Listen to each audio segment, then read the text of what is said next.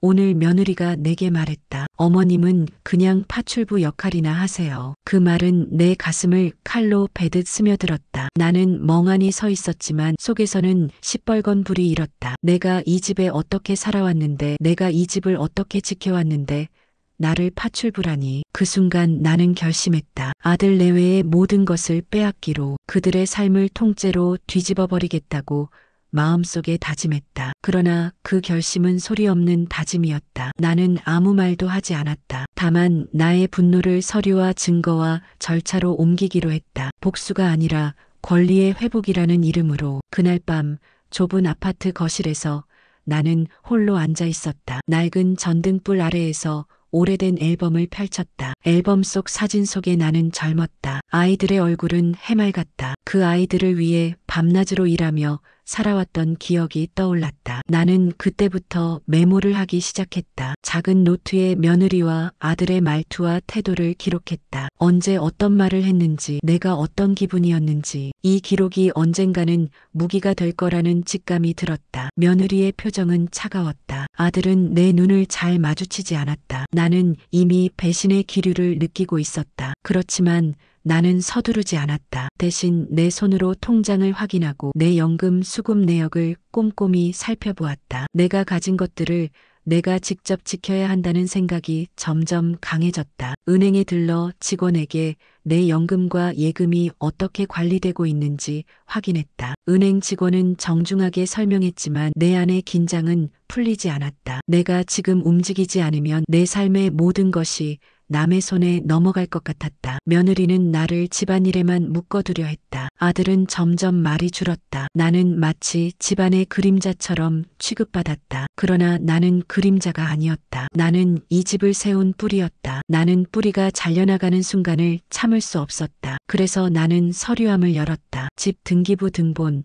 보험증서, 은행 통장, 모든 걸 꺼내어 정리했다. 내 이름이 아직 살아있음을 확인할 때마다 희미한 안도감이 들었다. 그러나 동시에 불안도 더 깊어졌다. 언젠가 며느리와 아들이 그것을 노릴지도 모른다는 생각이 지워지지 않았다. 나는 홀로 거실에 앉아 밤마다 이런 기록과 확인을 반복했다. 분노는 차가운 결심으로 바뀌었다. 파출부가 아닌 내 삶의 주인으로 돌아오겠다고 나는 다짐했다. 이제 시작일 뿐이었다. 며느리의 말이 머릿속에서 맴돌았다. 어머님은 그냥 파출부 역할이나 하세요. 그 말이 나를 무력하게 만들지 않았다. 오히려 나를 더욱 각성시켰다. 내가 이 집의 주인임을 증명하고 싶었다. 나는 곧장 변호사를 찾았다. 법률 상담소에 앉아 내 이야기를 꺼냈다. 변호사는 내 말을 조용히 들으며 몇 가지 중요한 포인트를 짚어주었다. 재산권, 거주권, 그리고 노인의 법적 보호제도. 나는 그의 말을 들으며 종이에 적었다. 그 종이가 내 삶을 바꾸는 시작이었다. 나는 상담을 마치고 돌아오는 길에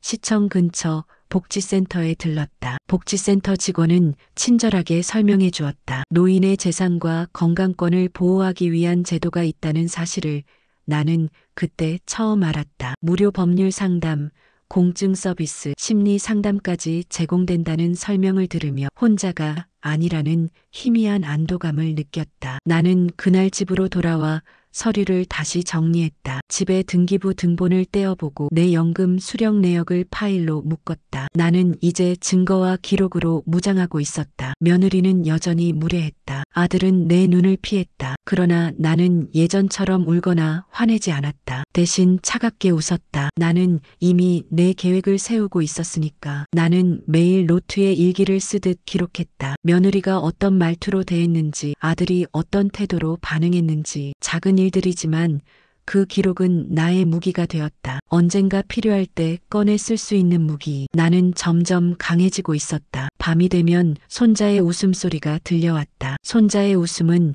나의 분노를 잠시 가라앉혔다. 하지만 동시에 더 큰 결심을 하게 했다. 저 아이가 자라서 나를 파출부로 기억한다면 나는 평생 후회할 것이다. 나는 아이에게 당당한 할머니로 남아야 한다. 그것이 내가 싸우는 이유였다. 나는 며느리와 아들에게 순응하지 않기로 했다. 내 권리를 되찾기로 했다. 내 삶을 빼앗기지 않기로 했다. 며느리의 태도는 시간이 갈수록 노골적이었다. 내가 식탁에 앉으면 접시를 치우듯 무심하게 말하고 내가 말을 걸면 짧게 대답했다. 아들은 점점 나와 대화를 피했다. 나는 마음속으로 서늘한 웃음을 지었다. 이미 나는 내 길을 가고 있었으니까. 나는 은행에서 내 계좌를 다시 점검했다. 모든 출금 내역과 입금 내역을 꼼꼼히 살폈다. 내가 가진 돈이 어디로 흘러가는지 정확히 알아야 했다. 은행 직원은 내가 꼼꼼하다며 웃었지만 나는 웃지 않았다. 나는 생존을 위한 준비를 하고 있었다. 집으로 돌아와 서류함을 다시 열었다. 낡은 서류와 봉투 사이에 오래된 보험 증서를 찾았다. 그것은 내가 젊을 때 어렵게 들어둔 보험이었다. 나는 그 서류를 꺼내 봉투에 따로 담았다. 며느리가 무심히 집안을 뒤적이는 모습을 본 적이 있었기에 이제는 내 눈앞에 두지 않기로 했다. 나는 중요한 서류들을 작은 캐비닛에 넣고 열쇠를 챙겼다. 이제부터는 내 것이 내 손에 있어야 했다. 며느리는 내게 더 많은 집안일을 떠넘겼다. 청소, 빨래, 음식 준비까지. 그러나 나는 순순히 하지 않았다. 나는 일부러 대충 했다. 며느리가 불만을 토로할 때마다 나는 조용히 메모했다. 오늘 며느리 내게 파출부처럼 대했다. 오늘 며느리 나의 의견을 무시했다. 그 기록은 언젠가 증거가 될 것이다. 나는 이제 감정이 아니라 전략으로 움직이고 있었다. 밤이 되면 나는 거실에서 혼잣말을 했다. 나 스스로에게 말했다. 나는 파출부가 아니다. 나는 이 집의 뿌리다. 나는 내 삶의 주인이다. 나는 빼앗기지 않는다. 그 혼잣말은 내게 힘을 주었다. 분노가 아니라 결심이 내 안에 자라나고 있었다. 며칠 뒤 며느리는 내 앞에서 노골적으로 말했다. 어머님이 돈 관리만 안 하시면 저희가 더 편할 것 같아요. 그 말은 내 귀에 독처럼 스며들었다. 나는 아무 대꾸도 하지 않았다. 그러나 그날 밤 나는 모든 통장을 정리했다. 연금 통장, 예금 통장, 생활비 통장, 모든 것을 내 명의로 다시 정리하고 비밀번호를 바꾸었다. 나는 이 과정에서 내 재산이 내 손에 있다는 사실을 확인하며 작은 안도감을 느꼈다. 그러나 동시에 이 집에서 내 위치가 점점 줄어드는 현실을 절감했다. 나는 아들에게 조용히 말했다. 내 아내가 한 말을 들었다. 내가 돈 관리에서 손을 떼면 편하다고 했다. 나는 그것을 잊지 않을 것이다. 아들은 아무 대답도 하지 않았다. 그의 침묵이 오히려 나를 더 아프게 했다. 그러나 나는 그 침묵 속에서 결심을 더 굳혔다. 나는 이제 내 삶을 나 스스로 지키기로 했다. 나는 그날부터 매일 일기를 썼다. 일기는 단순한 기록이 아니었다. 내 삶을 증명하는 도구였다. 나는 언제 어떤 말을 들었는지, 어떤 상황이 있었는지, 내 기분이 어땠는지를 적었다. 글을 쓰는 동안 나는 울기도 했고 웃기도 했다. 그러나 무엇보다 강해졌다. 글 속에서 나는 더 이상 피해자가 아니었다. 나는 기록자로서 내 삶을 지켜내고 있었다. 며칠 뒤 며느리는 내 앞에서 노골적으로 말했다. 어머님이 돈 관리만 안 하시면 저희가 더 편할 것 같아요. 그 말은 내 귀에 독처럼 스며들었다. 나는 아무 대꾸도 하지 않았다. 그러나 그날 밤 나는 모든 통장을 정리했다. 연금 통장, 예금 통장, 생활비 통장, 모든 것을 내 명의로 다시 정리하고 비밀번호를 바꾸었다. 나는 이 과정에서 내 재산이 내 손에 있다는 사실을 확인하며 작은 안도감을 느꼈다. 그러나 동시에 이 집에서 내 위치가 점점 줄어드는 현실을 절감했다. 나는 아들에게 조용히 말했다. 내 아내가 한 말을 들었다. 내가 돈 관리에서 손을 떼면 편하다고 했다. 나는 그것을 잊지 않을 것이다. 아들은 아무 대답도 하지 않았다. 그의 침묵이 오히려 나를 더 아프게 했다. 그러나 나는 그 침묵 속에서 결심을 더 굳혔다. 나는 이제 내 삶을 나 스스로 지키기로 했다. 나는 그날부터 매일 일기를 썼다. 일기는 단순한 기록이 아니었다. 내 삶을 증명하는 도구였다. 나는 언제 어떤 말을 들었는지, 어떤 상황이 있었는지, 내 기분이 어땠는지를 적었다. 글을 쓰는 동안 나는 울기도 했고 웃기도 했다. 그러나 무엇보다 강해졌다. 글 속에서 나는 더 이상 피해자가 아니었다. 나는 기록자로서 내 삶을 지켜내고 있었다. 며느리는 나를 완전히 배제하려 했다. 집안의 중요한 이야기를 나를 빼놓고 아들과만 나누었다. 나는 멀찍이 앉아 그들의 대화를 들으며 마음속으로 웃었다. 나는 이미 모든 걸 기록하고 있었으니까. 나는 내 권리를 되찾기 위해 한 걸음씩 준비하고 있었다. 변호사와의 상담은 점점 구체적이 되었다. 그는 내게 거주권을 확보하라고 조언했다. 아들 명의로 된 집이라도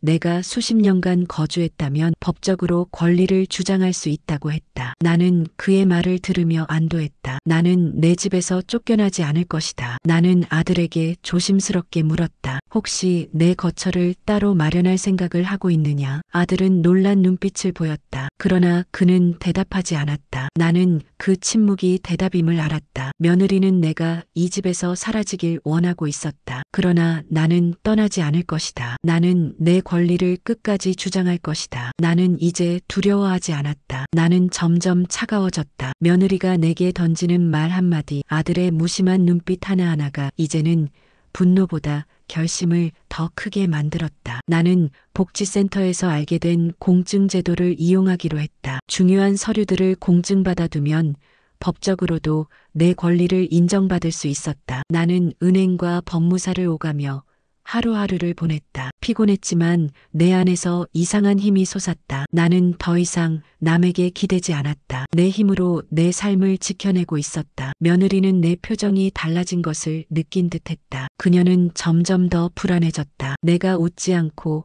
아무 말도 하지 않고 대신 조용히 서류를 챙기는 모습을 보며 그녀의 눈빛이 흔들렸다. 아들은 눈치를 보았지만 여전히 내 편을 들지 않았다. 그러나 나는 이제 아들의 편이 필요 없었다. 나는 나 스스로 내 편이 되어 있었다. 밤이 되면 서류함을 열어 차곡차곡 쌓여있는 공증 서류와 기록들을 바라보았다. 그것이 내 무기였고 나의 방패였다. 며느리가 나를 파출부라 불렀던 그날의 수치심은 이제 차가운 결심으로 바뀌어 있었다. 나는 준비되어 있었다. 이제 어떤 일이 닥쳐와도 나는 물러서지 않을 것이다. 며느리는 결국 내게 폭발했다. 어머님이 이렇게 다 챙기시면 저희가 살 수가 없어요. 나는 그 말을 들으며 차가운 웃음을 지었다. 이제는 겁내지 않았다. 나는 이미 내 재산과 권리를 지켜낼 수 있는 준비가 되어 있었으니까. 나는 조용히 말했다. 나는 내 권리를 챙기는 것뿐이다. 너희가 원한다면 법정에서 이야기해도 된다. 며느리의 표정은 일순간 굳어졌다. 아들은 당황한 듯 두 눈을 크게 떴다. 그러나 나는 흔들리지 않았다. 나는 더 이상 약자가 아니었다. 그날 밤 나는 손자의 웃음을 들으며 다시 결심했다. 나는 이 아이를 위해서라도 흔들리지 말아야 한다. 이 아이에게 나는 파출부가 아니라 당당한 할머니로 남아야 한다. 그래서 나는 내 기록을 더 치밀하게 다듬었다. 날짜별로 정리하고 녹취 파일도 분류했다. 내 삶은 이제 준비와 기록의 연속이었다. 그러나 그것이 오히려 나를 단단하게 만들었다. 며느리는 결국 주변에 내 흉을 보기 시작했다. 어머님이 고집이 세서 힘들다. 돈을 다 쥐고 있어서 불편하다. 그러나 이웃들은 내 편을 들어주었다. 그들은 내가 수십 년을 이 집을 지켜온 사람임을 알았다. 옆집 김할머니는 내게 조용히 말했다. 혼자 끙끙 앓지 말고 제도를 활용하라. 나도 그렇게 해서 버텼다. 그 말은 내게 큰 힘이 되었다. 나는 혼자가 아니었다. 내 뒤에는 제도가 있었고 내 주변에는 조용히 지켜보는 사람들이 있었다. 나는 며느리와 아들에게 제안을 했다. 우리 가족 상담을 받아보자. 서로의 입장을 솔직히 이야기하고 조정하자. 며느리는 처음엔 거부했지만 아들은 결국 동의했다. 상담실에서 우리는 서로의 말을 주고받았다. 나는 내 억울함을 숨김없이 말했다. 며느리는 울며 자기의 불안과 상처를 털어놓았다. 나는 그제서야 조금 이해할 수 있었다. 그러나 이해와 용서는 다르다. 나는 내 권리를 양보하지 않았다. 나는 다만 대화의 문을 연 것뿐이었다. 시간은 조금씩 우리를 달래주었다. 며느리는 예전처럼 무례하지 않았다. 아들도 조금씩 내게 다가왔다. 그러나 나는 방심하지 않았다. 나는 여전히 내 기록을 유지했고 내 권리를 지키는 습관을 이어갔다. 이제 그것은 두려움이 아니라 습관이었다. 나의 작은 노트와 파일들은 나의 삶을 증명하는 무기였다. 손자는 여전히 밝게 자랐다. 그의 웃음 속에서 나는 평화를 보았다. 나는 내 인생의 마지막 길목에서 더 이상 눈치를 보지 않기로 했다. 나는 당당하게 내 권리를 주장하며 살아가기로 했다. 그것이 내가 살아온 세월에 대한 최소한의 보상이었다. 나는 이제 두렵지 않다. 며느리의 무례한 말은 여전히 내 가슴에 남아있지만 그것은 더 이상 상처가 아니라 나를 단단하게 만든 흔적이다. 나는 세 가지를 배웠다. 첫째, 분노는 기록과 증거로 다듬어야 힘이 된다. 둘째, 혼자가 아니라 제도와 전문가를 활용해야 안전하다. 셋째, 관계는 포기하는 것이 아니라 대화와 합의를 통해 회복하는 것이다. 나는 이 세 가지를 지켜내며 내 권리를 지켰다. 며느리와 나는 완전히 화해하지 않았다. 그러나 서로의 선을 인정하고 지켜보기로 했다. 아들은 이제 조금 더 내 곁에 서 있다. 손자는 여전히 내 삶의 희망이다. 나는 매일 아침 창문을 열며 내 삶을 주도할 수 있다는 사실에 안도한다. 파출부가 아니라 당당한 주인으로서 나는 내 인생을 마무리하고 있다. 그것이 내가 택한 길이고 내가 지켜낸 나의 삶이다. 매주 새로운 라디오 막장 드라마와 함께하세요. 구독과 좋아요, 알림 설정은 큰 힘이 됩니다.